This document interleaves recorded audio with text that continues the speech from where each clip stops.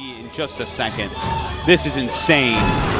And here we go. And they're off. Marines trying to get back there. Tanks on hold position, puts up the depot. That's exactly what he needed to do. Uh-oh, but this is so scary. Spreading those Marines. Beautiful spread. And he minimizes damage more than I thought he even would. Buster. It does look like he wants to attack. He's got to be careful going through these bushes. Notice how he sends 3 Marines first. That's very smart. And he sees those veins coming. He's got to retreat. And spreading a lot of Marines quite well right there. Very nice. Wow, he's cleaning up. That's right, he keeps his tanks alive. Push for one of these players to commit. Kiwikaki's been Oh, loading here on we all sides. go. Here it goes. Oh, here we don't go. Here we go now for sure. There's the look at the fungal. All fungals the on units everything. are revealed. Oh, is he going to jump in there though? No, the Archon's not jumping in. The mothership just getting a little bit aggressive. Oh, he got a second one. He got a second one.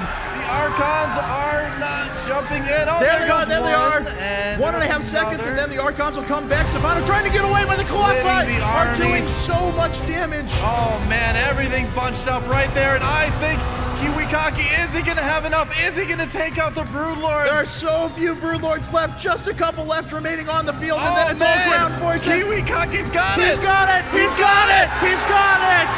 I can't Kiwikaki takes out the last Broodlord! I mean, does he have enough Archons to actually do that? You have to deal so much damage with Archons. I mean, the VCs have so much health. And he's just pushing, man. He's like, all right, let's do it. Oh my God. Oh my God. Oh my God! But no Archons! Where's his Archons? He needs to get those in there! He gunned down the Archons before it was time. And the Void Rays come out! And Archon goes in! Another Archon goes in! Get in there! Oh my God, what are we seeing? Side Storm! This is madness! Oh my God, Is he he's actually gonna gonna get kill all this of those army? Oh, the PCs are all going down! I can't believe what I just saw!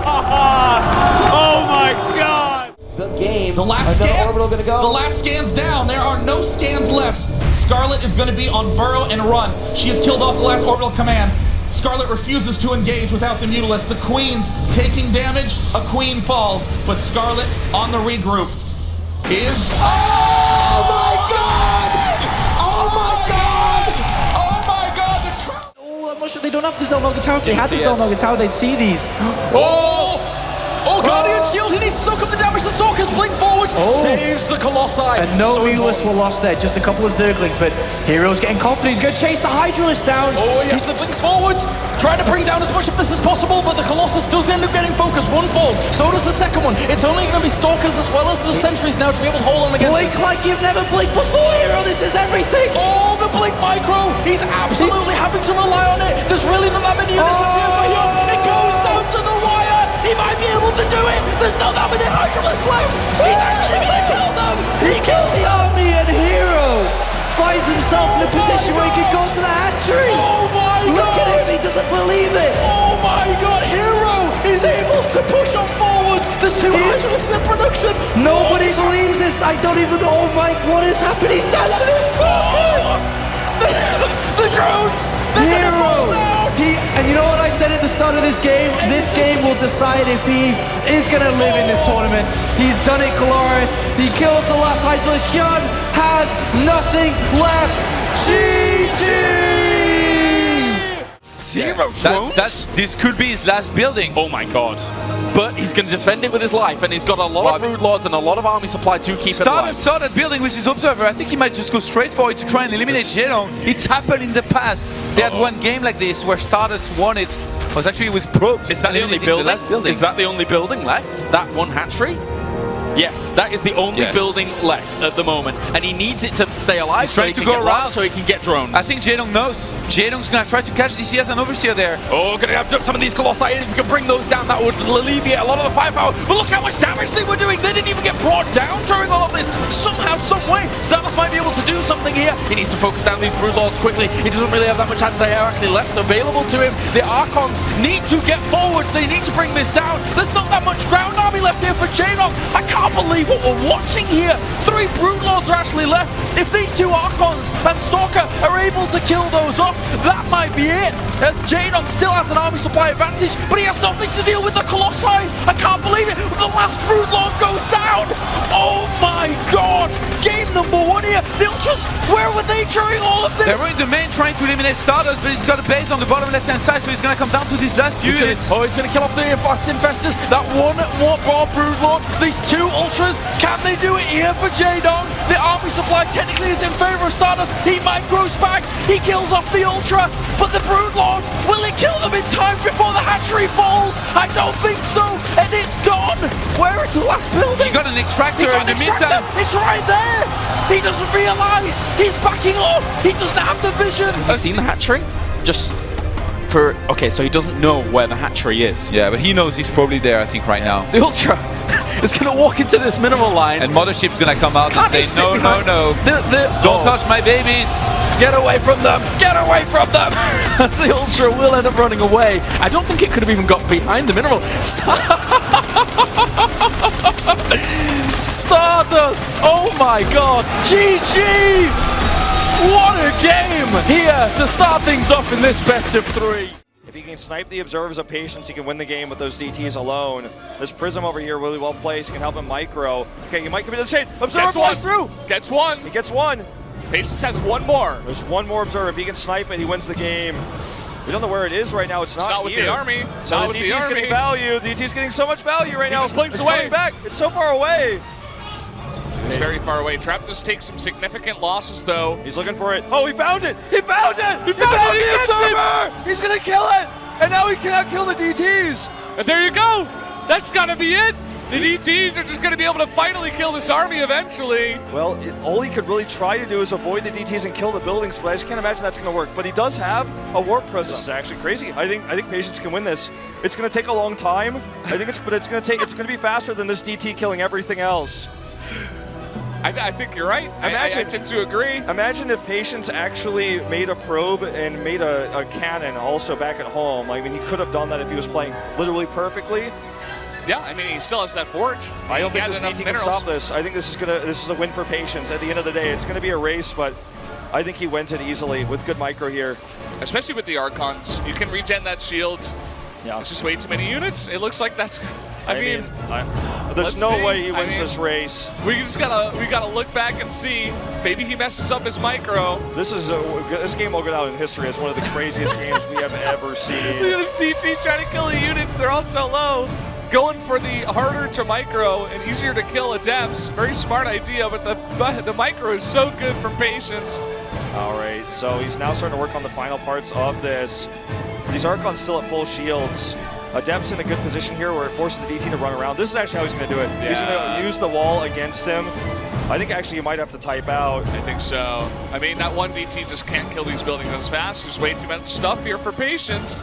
Okay, this Archon, he can't lose it. That's actually going to hurt his he should just keep that in the prison for a little while here.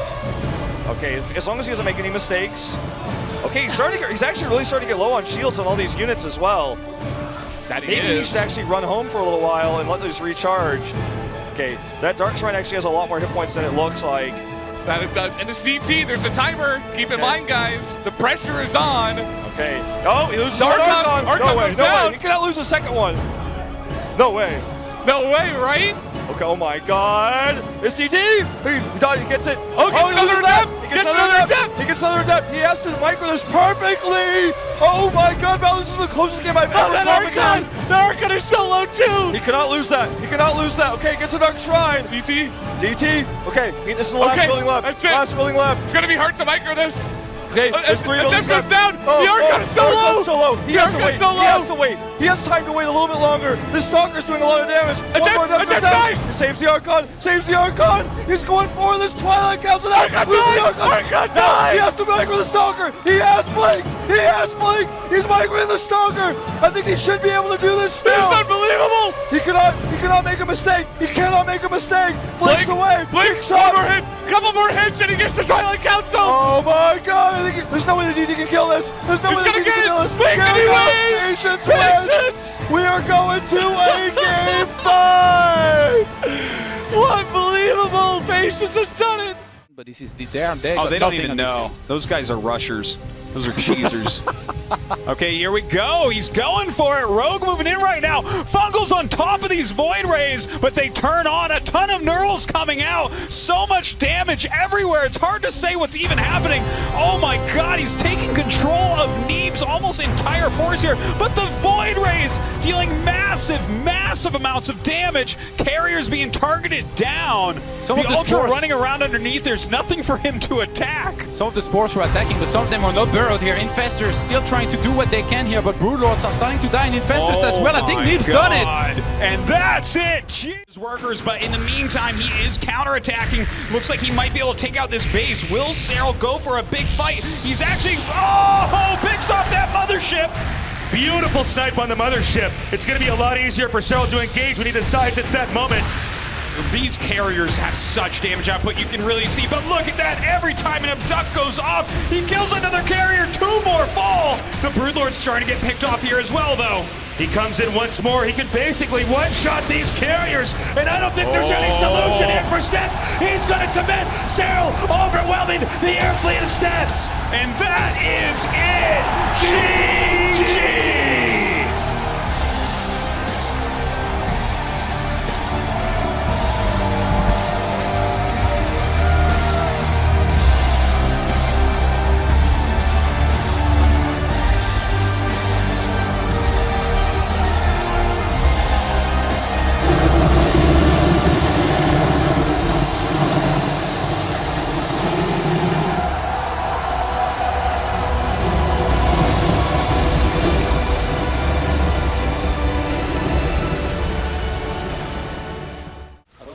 A lot of roaches on the other side of the map for Serral, and they're about to hit the economy. Su has to make a decision very quickly. Does he go home or does he commit here? He's going to try to commit.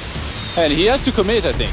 Serral waiting until the last second to use that blinding cloud here. Su in a world of trouble. The supply starting to fall apart here for the Korean player. He has to go for it. Here we go. The blinding clouds. He dives straight through the first wave of blinding clouds. Nicely done here by Su. Landing piles on the Ravagers. But Serral realizes if he can just retreat and survive, he has this game. He slaughters his own Baneling Nest to get back behind his wall, and he realizes he just needs to hang on. He's taken out the last fresh mining base of Su. He's trying to get his own drones out, but Su gonna catch them.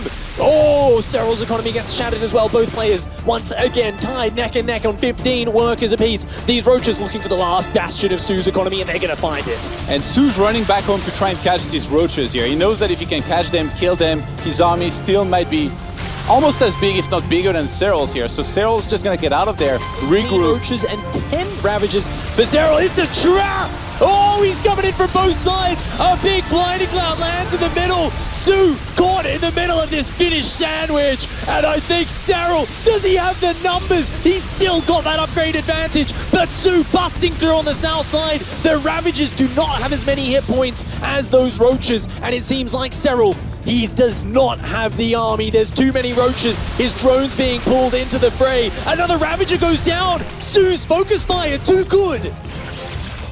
Oh, and one single abduct catches one of these Ravagers. That was 15% of Su's army right there.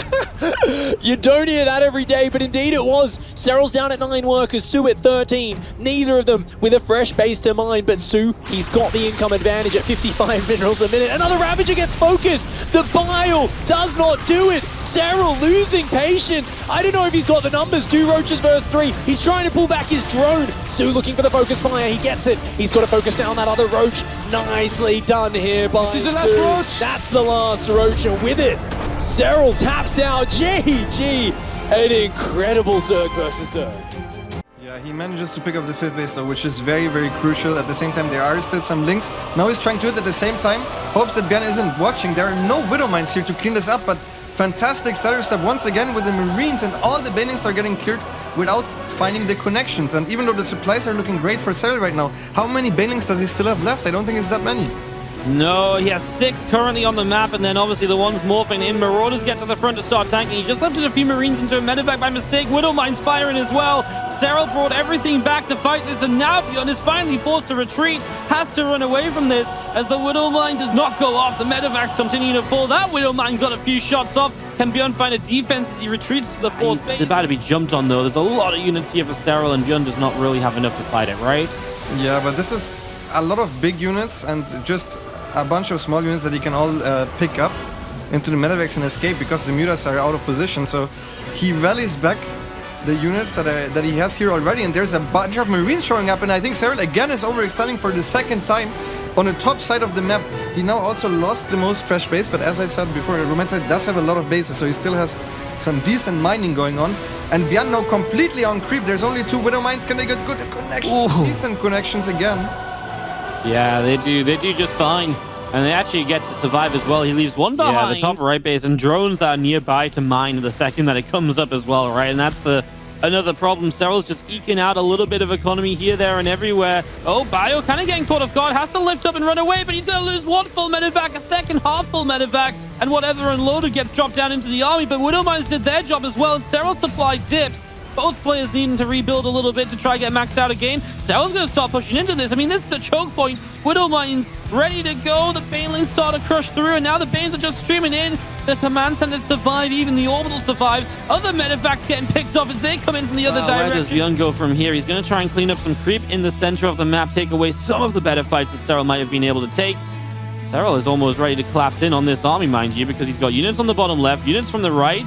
I think Björn's starting to realize it a little bit. He needs to find his way out of here. Widow Mines need to burrow up into this. Oh no, he's kind of getting caught. Ultras on the left side too. The few Balins trying to catch, and they start to get damage done, but now around the corner, the rest of the Marines are good, and he's going to get rid of all of the Balins, as we see the Ultras just crashing into this, and both players are losing a lot of stuff. They can long distance. Obviously, they can start a mine once this base comes back online, but the immediate thing to do is get rid of the base. I am still worried. There's no Banelings here. There's one Banelin looking to run forward with this, and that means none of these fights should be looking that good for Cyril. Only 6 meters, so we've completely lost that portion of the army, which has been big in previous parts of this game as well. The leg run by won't do anything, I say, maybe.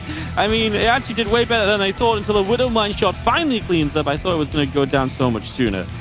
Yeah, it's so impressive to me that Cyril, with these 80 drones, he actually mined efficiently throughout this entire game. Even though Björn kept killing bases, Cyril kept remaking the bases, and he kept mining well off these bases. So I think he just had more income to work with, even though he has been taking inefficient trades.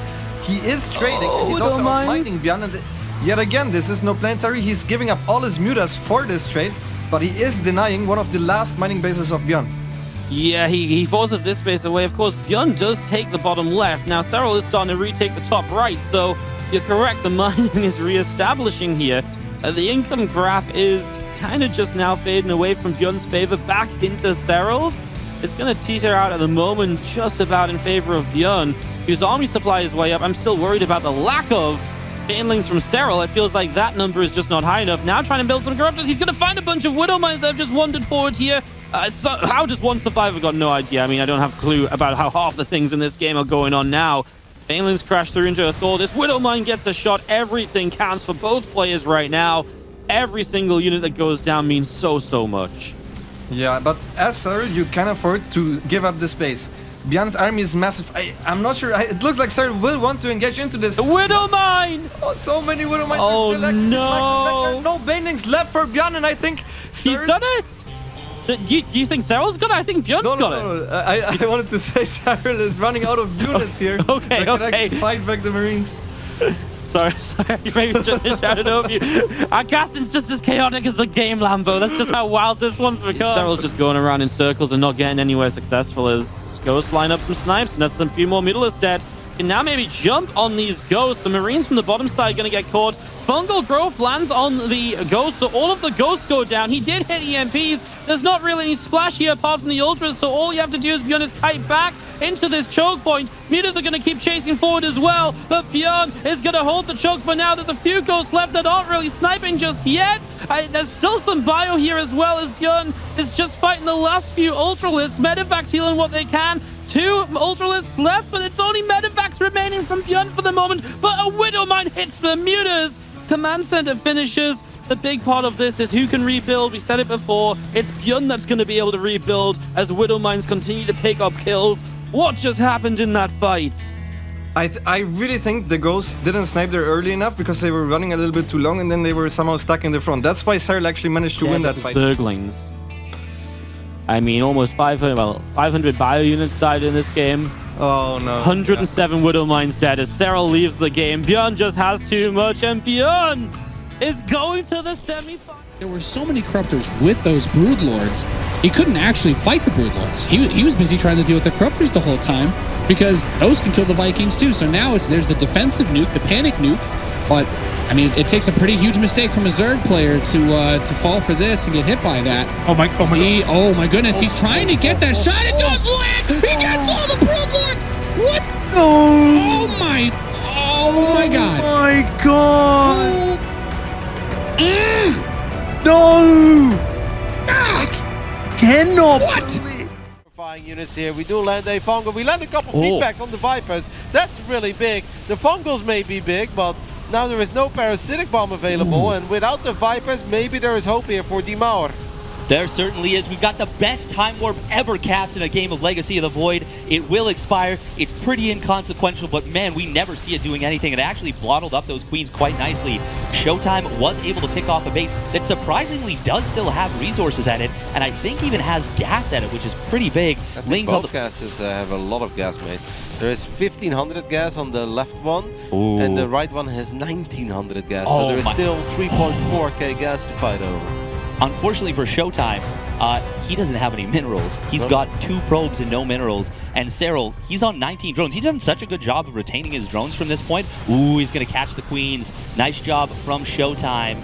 Ooh, but the fungal growth, you got to get out of here, Showtime. I think, does he need to recall? No, there's no Vipers.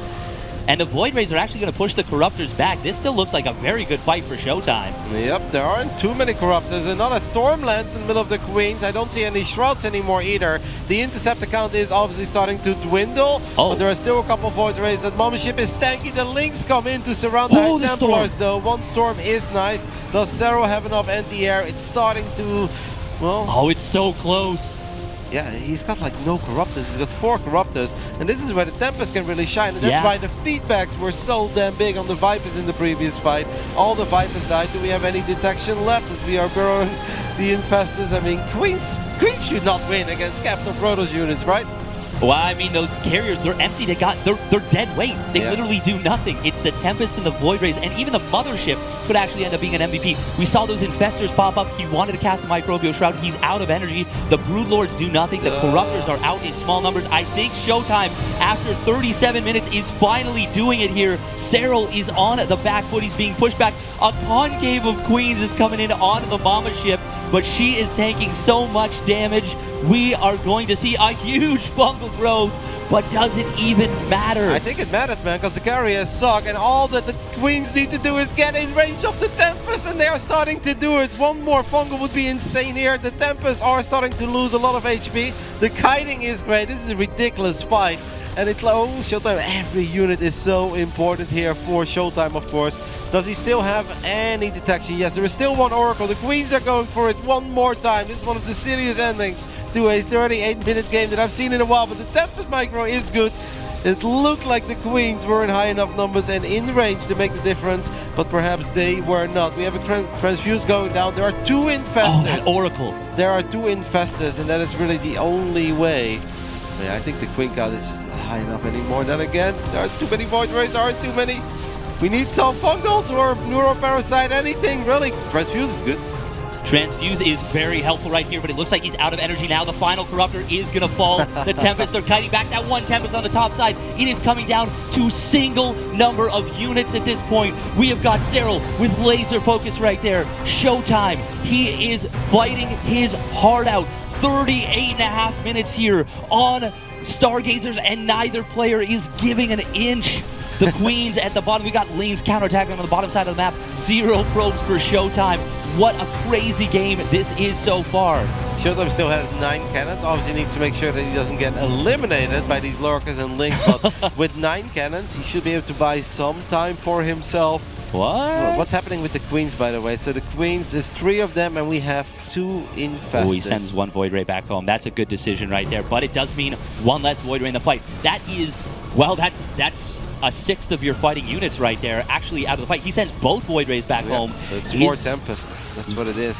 It is. I want to see the Infestors, the Queens, and that 1 Corruptor can absolutely fight 4 Tempests. Yeah, if you can Neural Parasite 2 of the Tempests and unburrow on top of the other 2, with those queens. Oh, where are the queens right now? We gotta see where those queens. Bottom right side, we have the infestors as well. They're gathering up energy, and one corruptor. It may seem silly, but one corruptor actually has some potential. This is it, Sarah. This is as good of a possibility you're ever going to get.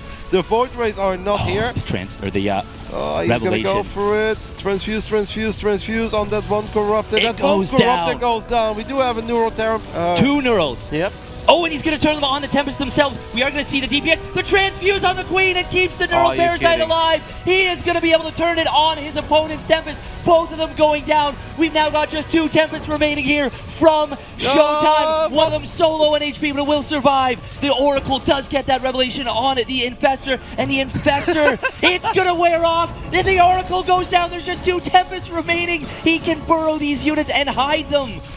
Yep. And they're going to go underground. And now he's got Showtime shakes his head. Yep. 40 minutes. He's going to... Oh, I think he can... No.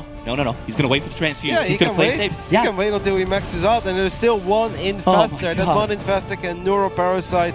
Sending both Void Rays was a mistake. Sending one Void Ray would have been absolutely okay, but I think sending both Void Rays was a little bit too much.